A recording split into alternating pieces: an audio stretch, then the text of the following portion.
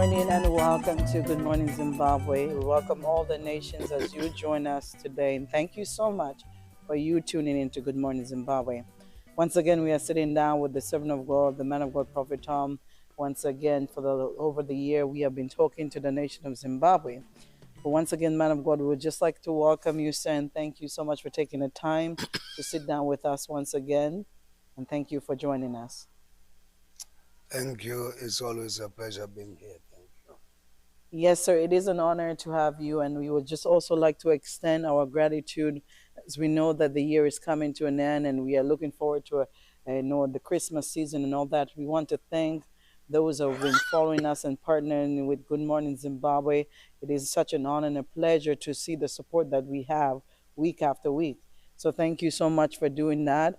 As we continue to discuss, the man of God today would like to do a reflection, as we know that we have been speaking to the nation of Zimbabwe for the last several months. And today is just a day as we are looking up to a new year, 2026. We just want to take a pause and to reflect on the state of the nation of Zimbabwe. So once again, man of God, over to you, and thank you so much, sir. Thank you so much. I think it is an appropriate time for us to reflect and reflect in a very objective, very serious way, because the year is coming to the end, and therefore we want to ask questions. The year 2025 marks 45 years of Zimbabwean independence, close to 5 decades of independence. There are key questions we need to address, both from a spiritual perspective, an economic, social, political perspective, as we have a holistic approach to our reflection. There are key questions we have to ask, and I believe that constitutionally the government is the custodian of the nation, and therefore maybe to a large extent these questions are directed at them. Number one, we want to ask a question. Zimbabwe is 45 years independent. Are we independent? Are we independent? Are we independent? Independent from who? And what does independence mean? Is the Zimbabwean nation and the Zimbabwean people independent? Number two, we promise people freedom when we were fighting the war of liberation. Did the people get freedom? How much freedom do we have as a people? If we were going to the bank of freedom, are we able to withdraw from that bank of freedom? Or to borrow Martin Luther King Jr.'s speech in 1963, I have a dream, we have been given a bad check. Mm-hmm. And the check in which we had gone as a nation and as a people, we had gone to bank and withdraw from the Bank of Liberty. And we found out that we were given a bad check. It says refer to draw, insufficient funds. What can we do?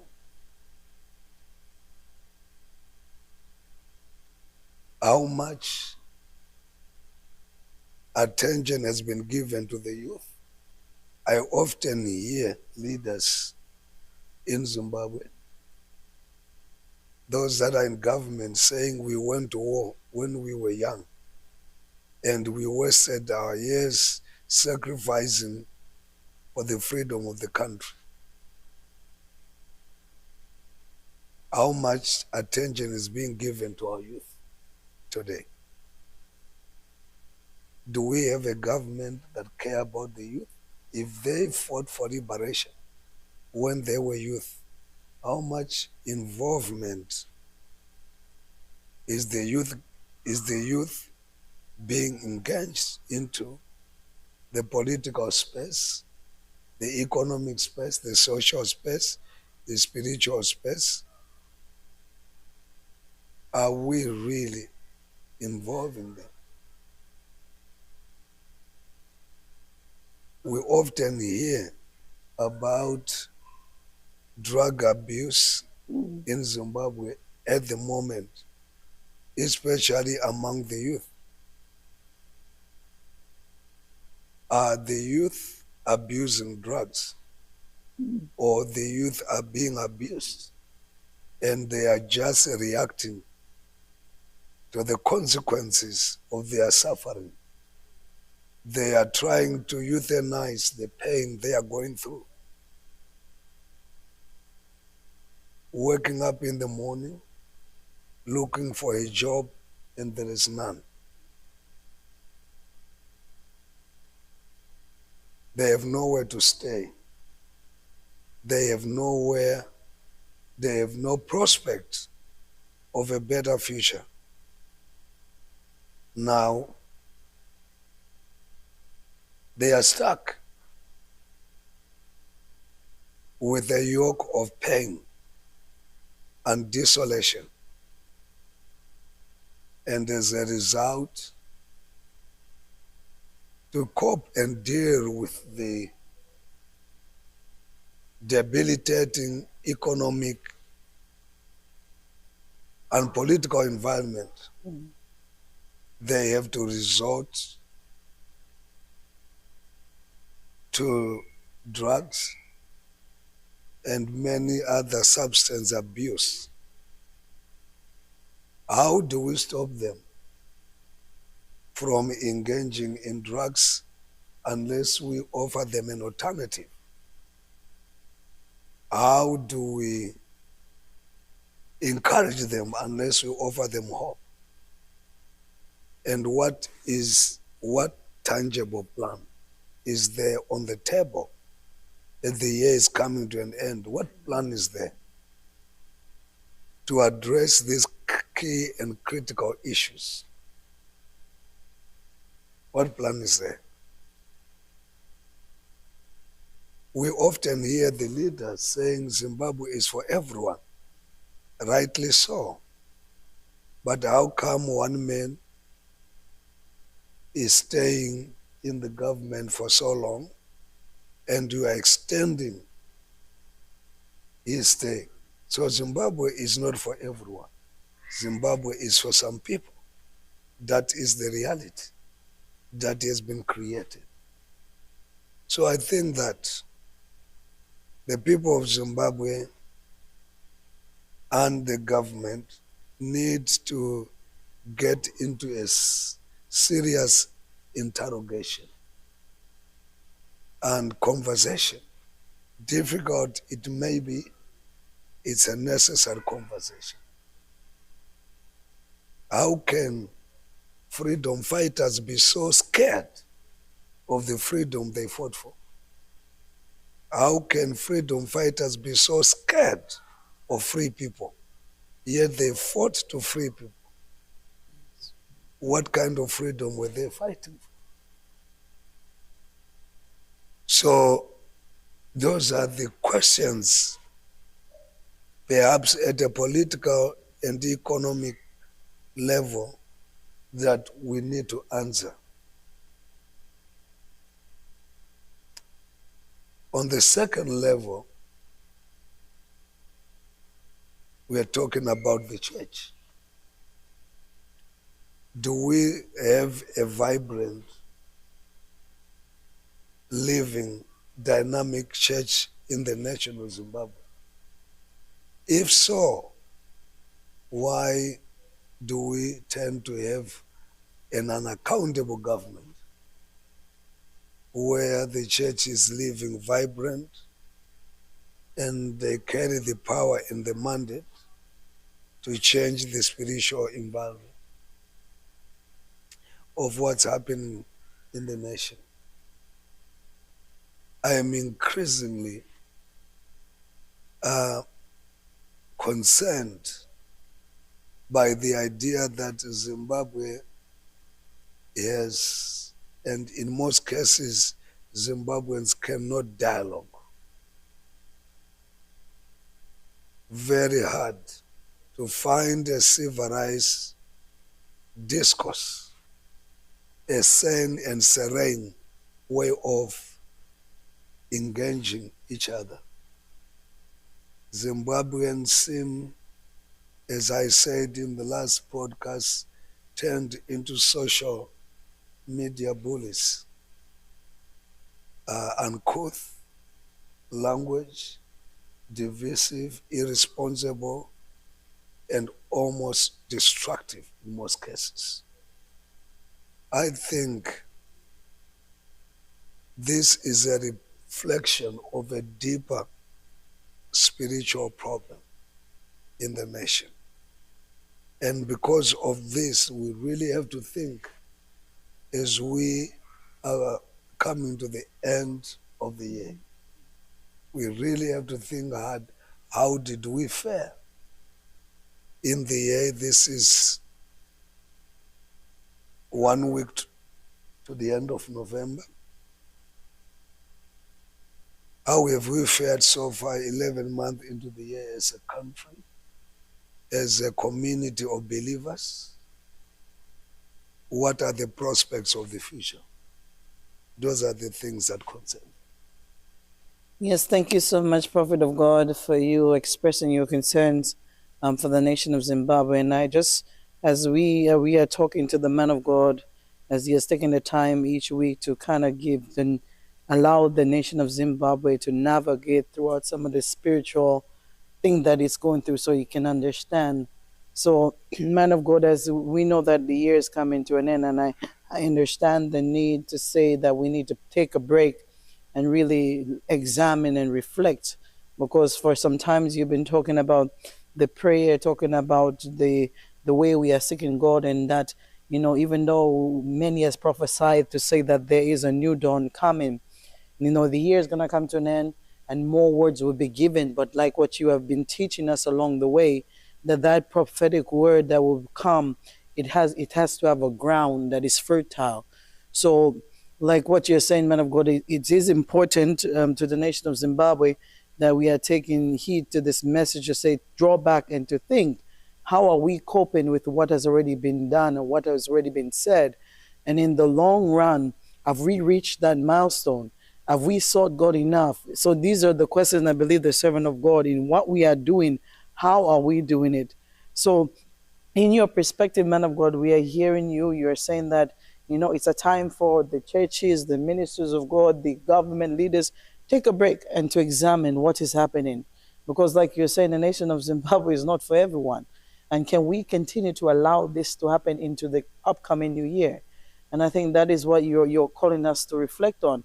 And then we can make a plan that is better suited for the year to come. So I believe, man of God, thank you so much for sharing with us as you continue to speak to the nation of Zimbabwe. And I believe we are hearing you say, because it's a cause for us to examine and to see where we have come, how far we have come, and are we, in turn, are we honoring the grounds, the freedom that we have obtained?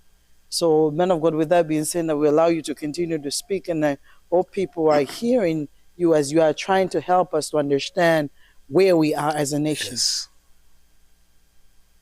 Zimbabwe and Zimbabweans need sobriety. We need sobriety.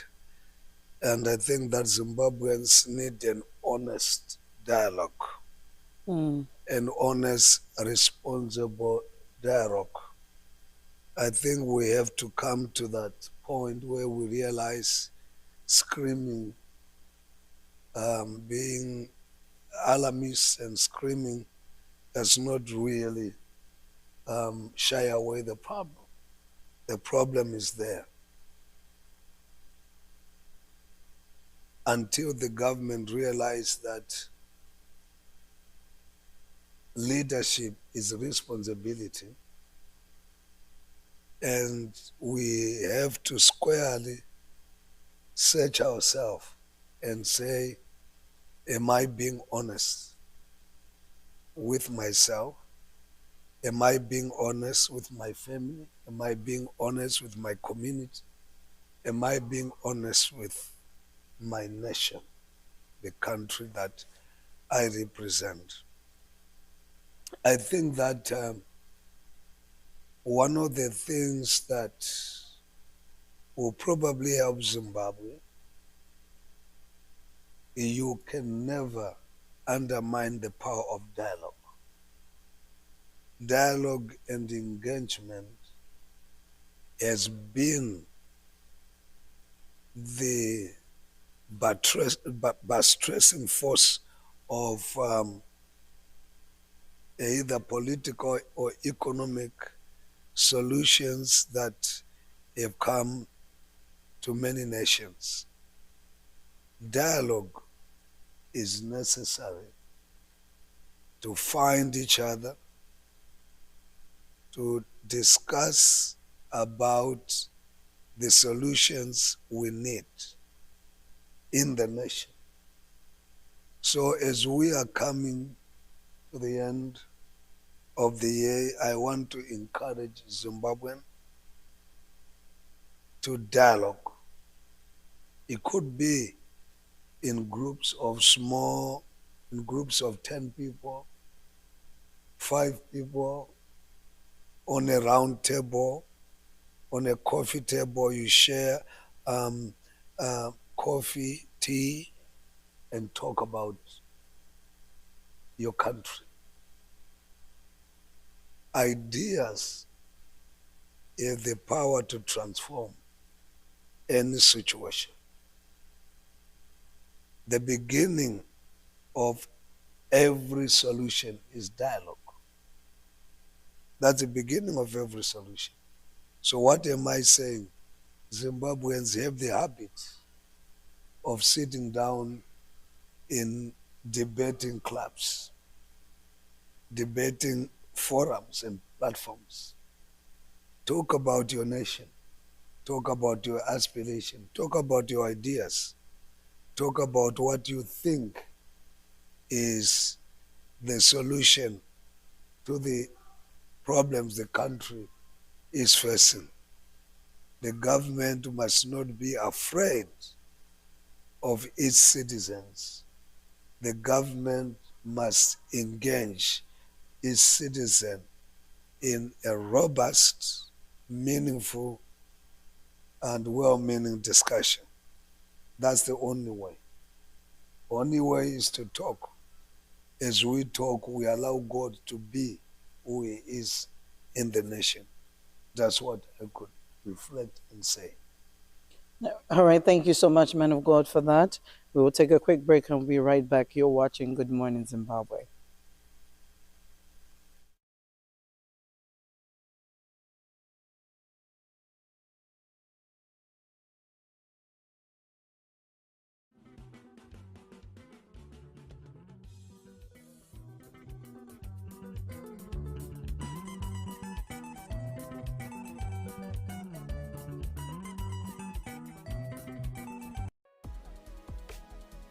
Study to show yourself approved at the Tirivangani School of Divinity.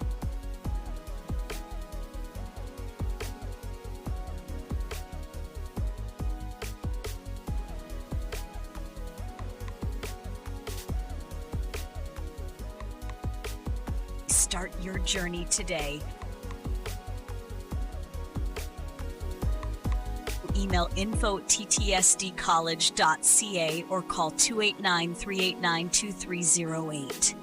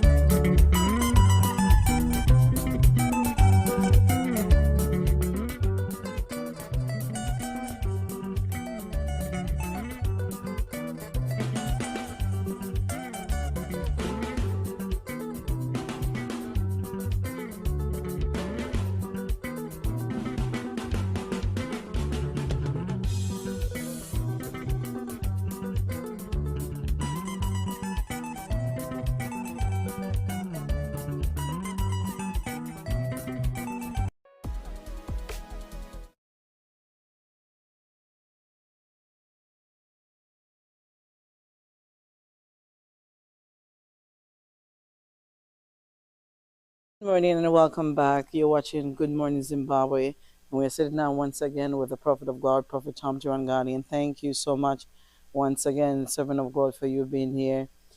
Thank you for taking the time to have this reflection with us as a nation. So, man of God, as we are coming to an end, what is your final advice for the nation of Zimbabwe?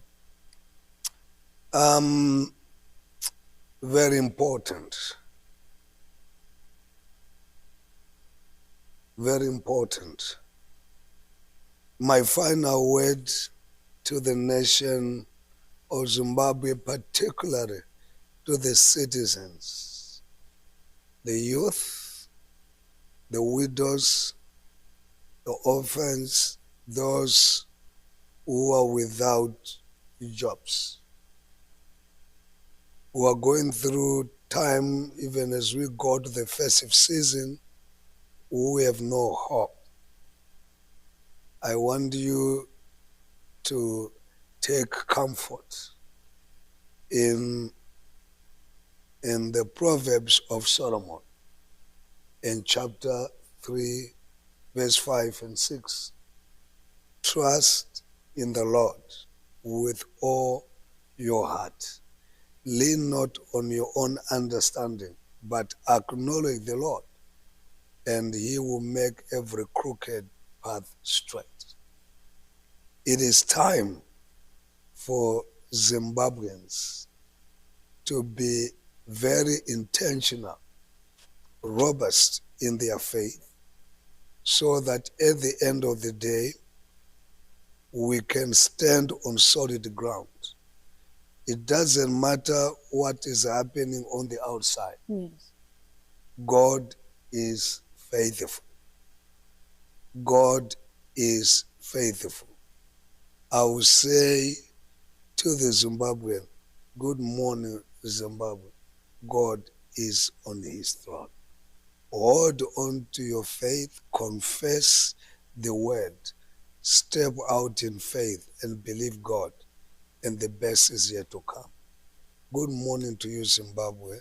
Merry Christmas and a prosperous 2026. Thank you for being part of this broadcast. I really appreciate that. And I wish you a Merry Christmas and I wish you a blessed 2026. Thank you.